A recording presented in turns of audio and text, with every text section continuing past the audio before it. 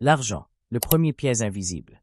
Depuis que les gouvernements existent, ils répètent toujours la même promesse: stabilité, prospérité, liberté financière pour le peuple.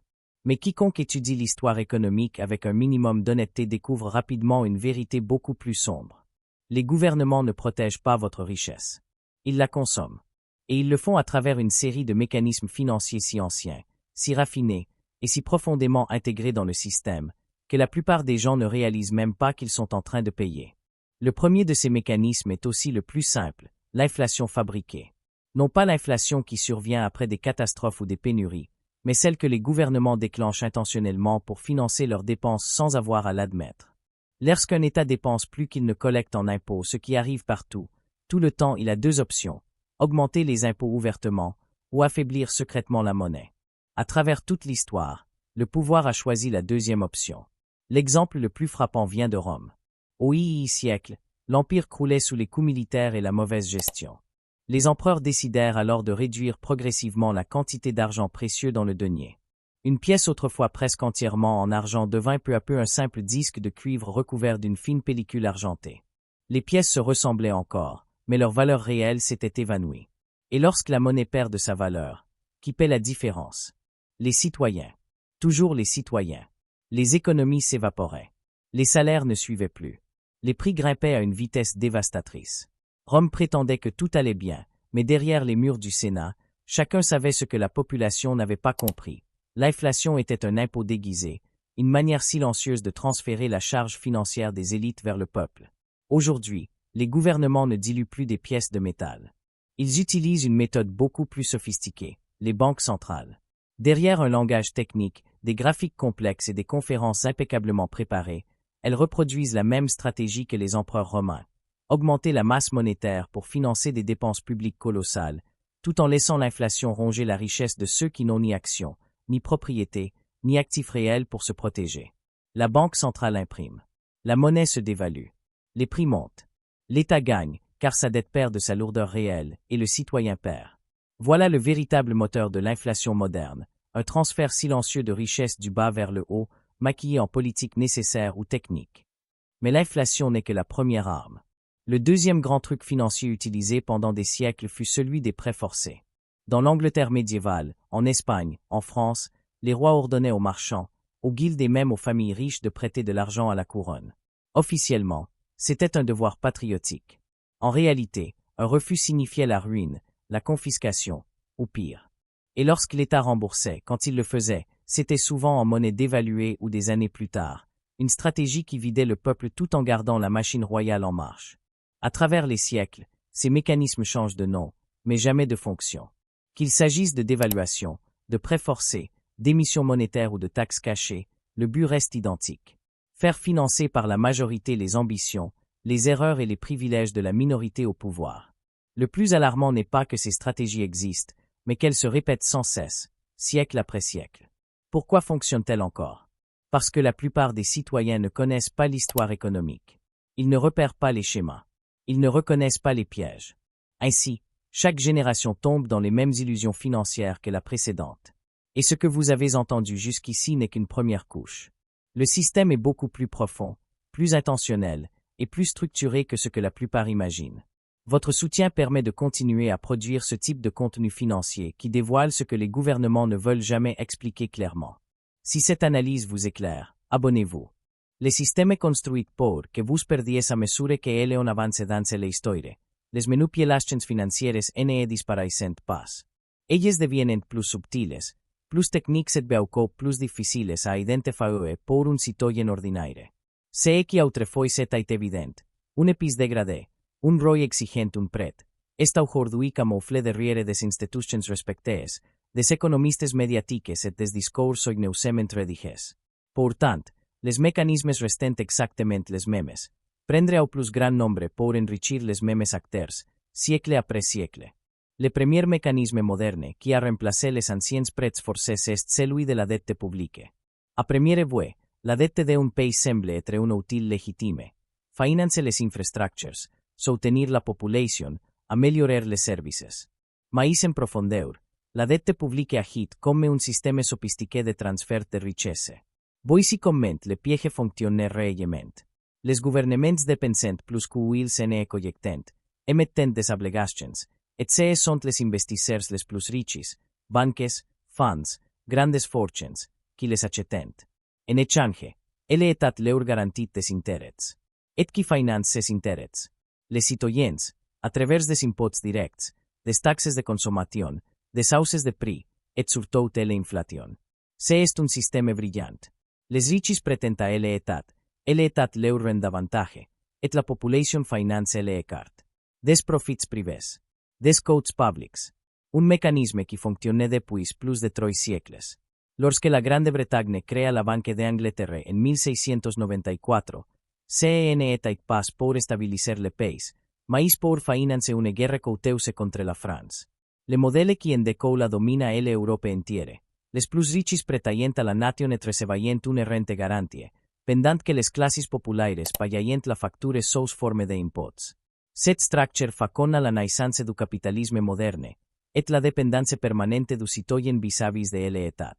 Mais la dette publique mène à quelque chose de plus dangereux, les sauvetages financiers. En théorie, ils servent à sauver le système. En pratique, ils servent à sauver ceux qui contrôlent le système. En 2008, les banques mondiales ont créé des produits financiers explosifs, ont pris des risques delirants, et lorsque tout a implosé, ce sont les contribuables qui ont été utilisés comme boucliers humains pour absorber les pertes. Le résultat est un des paradoxes les plus grotesques de l'histoire économique. Les banques ont détruit l'économie. Les citoyens les ont sauvés. Les banques sont devenues plus riches qu'avant la crise. C'est la règle d'or du pouvoir financier. Privatiser les gains. Socialiser les pertes. Mais la manipulation ne s'arrête pas là. Les gouvernements modernes ont créé un autre mécanisme redoutable. Les systèmes de retraite publics, presentes comme des contrats sociaux, mais gérés comme des pyramides intergeneracionelles. Pendant des décennies, les travailleurs cotisants, croyant que leur argent est placé quelque part en sécurité. En réalité, la plupart des États utilisent immédiatement ces fonds pour financer leurs dépenses courantes, laissant des promesses plutôt que des réserves. Quand les comptes explosen et que la population vieillit, les gouvernements reforment les régimes, réduction des prestations, augmentation de l'âge de retraite, ajustements à la baisse. Le mot réforme signifie presque toujours couper. Le même principe se retrouve dans ce qu'on appelle la capture réglementaire. Officiellement, les règles sont faites pour protéger le public. En réalité, les grandes industries influencent, boire contrôlent, les régulateurs censés les surveiller. Au 6 siècle, ce furent les chemins de fer. Au XX siècle, le pétrole. Au 6 siècle, la finance et la technologie. Quand une industrie contrôle la réglementation, elle peut augmenter les prix, éliminer la concurrence et consolider son pouvoir, tout en donnant au public l'impression qu'il est protégé. Vous voyez des normes. Eux voyent des profits garantis. Mais le chef d'œuvre moderne est la politique monétaire non conventionnelle, surtout la fameuse assouplissement quantitatif. Un terme si technique que la majorité ne cherche même pas à comprendre ce qu'il signifie. Et c'est exactement l'objectif. Les banques centrales créent des sommes astronomiques, achètent des actifs financiers, et ces achats font exploser le prix des actions, des obligations et de l'immobilier. Qui possède ces actifs? Principalement les 1% les plus riches. L'argent créé ne va pas vers la population. Il va vers les marchés. Et les marchés appartiennent aux élites. Pendant que les classes moyennes et populaires voyent le coût de la viernes grimper, les détenteurs d'actifs voyent leur fortune se multiplier. C'est le même vieux mécanisme. Stabiliser l'élite, fragiliser le peuple. Partout, à chaque époque, les gouvernements ont perfectionné l'art de transférer la richesse de la base vers les sommets. Les noms changent, les outils changent, les discours changent. Mais l'objectif reste identique. Vous maintenir confiant, obéissant, et financièrement vulnérable. La vérité est simple. Le système est conçu pour que vous travailliez plus, compreniez moins et dépensiez continuellement. Ce n'est pas un accident. C'est une structure, une architecture, une tradition politique vieille comme le pouvoir lui-même. Le dernier truc, vous maintenir dans l'obscurité. Parmi tous les mécanismes que les gouvernements ont utilisés pour contrôler la richesse et affaiblir la population, il en existe un qui surpasse tous les autres. Un qui ne nécessite ni violence, ni impôt visible, ni inflation extrême. Un qui ne laisse presque aucune trace. Ce mécanisme est la complexité intentionnelle. C'est le truc final, l'arme ultime du pouvoir financier. Rendre le système tellement dense, tellement technique, tellement saturé de jargon, que la plupart des citoyens abandonnent avant même d'essayer de comprendre. Parce qu'un peuple qui ne comprend pas le système ne peut pas s'en défendre. Et un peuple qui ne peut pas se défendre devient une source parfaite de richesse, exploitable à volonté. Dans l'Antiquité, les manipulations étaient visibles. Les Romains pouvaient voir leurs pièces changer de couleur. Les marchands du Moyen Âge savaient lorsqu'un roi exigeait un prêt forcé. Les Parisiens de 1793 voyaient leurs assignats perdre de la valeur jour après jour. Mais au XXI siècle, tout est caché sous des couches de terminologie et de décisions expertes. Aujourd'hui, l'illusion commence avec le langage.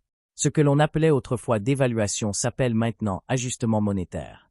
Ce qui était impôt forcé devient contribution exceptionnelle.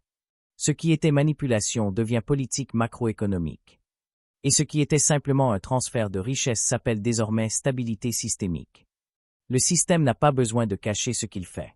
Il lui suffit de le rendre incompréhensible. Les codes fiscaux comportent des milliers de pages. Les rapports budgétaires sont volontairement opaques. Les produits financiers modernes sont si complexes que même les professionnels se trompent. Les bilans des banques centrales sont illisibles pour 99% de la population. Et c'est précisément dans cette obscurité que se réalise le vrai transfert. Des citoyens désorientés vers des institutions qui maîtrisent parfaitement les règles qu'elles ont elles-mêmes contribué à écrire. La complexité n'est pas un bug du système. Elle est son cœur. Elle est ce qui permet de déplacer des milliards sans que personne ne se pose la moindre question. Lorsque la crise financière de 2008 a frappé, combien de citoyens comprenaient réellement ce qu'étaient les CDO, les MBS ou les swaps de défaut de crédit? Très peu. Et pourtant, ces mécanismes obscurs ont suffi à faire basculer des pays entiers dans la récession, à détruire des millions d'emplois, pendant que les banques responsables étaient sauvées et récompensées. Lorsqu'un gouvernement annonce un nouveau programme de dépenses ou une réforme fiscale technique, combien de gens comprennent réellement qui paiera la facture finale? Très peu. Et c'est précisément ce qui le rend possible. La complexité est un écran de fumée. Vous regardez le brouillard, pendant que l'argent circule dans la direction opposée. Mais au-delà de la complexité, il existe un piège encore plus profond, l'ignorance financière organisée. De génération en génération, les systèmes éducatifs du monde entier enseignent des dates, des formules, des règles, mais très rarement les principes essentiels de l'argent. On apprend comment trouver le périmètre d'un triangle. Mais on ne nous explique jamais ce qu'est l'inflation. On mémorise des rois et des empereurs. Mais personne ne nous raconte comment les gouvernements ont manipulé la monnaie pendant 2000 ans. On étudie le système politique, mais jamais sa mécanique financière. L'ignorance est le terrain fertile sur lequel poussent tous les trucs financiers. Un citoyen qui ne comprend pas la monnaie accepte tout. Les hausses de prix, les impôts, les dettes, les réformes, les promesses qui s'évaporent. Il pense que c'est normal. Il croit que c'est trop compliqué. Il suppose que les experts savent mieux. Et c'est dans cette croyance aveugle que le système trouve sa stabilité. Mais l'histoire a un message clair pour ceux qui osent l'écouter. Les civilisations qui ne comprennent pas leur propre monnaie finissent toujours par la perdre. Rome l'a appris. La France révolutionnaire l'a appris. La Confédération l'a appris. Le Liban l'a appris récemment. Les États-Unis ont frôlé la leçon en 2008. Et l'Europe la frôle à chaque nouvelle crise de dette. À chaque fois, le schéma est le même. La promesse politique s'effondre, la monnaie se dévalue, et seules les personnes qui avaient compris les mécanismes sous-jacents survivent financièrement. Parce que l'argent ne récompense pas la confiance. Il récompense la compréhension. Comprendre la monnaie, c'est comprendre le pouvoir. Comprendre l'inflation, c'est comprendre la politique. Comprendre l'histoire économique, c'est comprendre comment protéger sa richesse lorsque tout le reste commence à s'effondrer. Le véritable rempart contre les manipulations financières n'est pas une banque, un gouvernement ou un parti politique. C'est la connaissance. Et si vous êtes ici, c'est que vous avez déjà commencé à vous armer.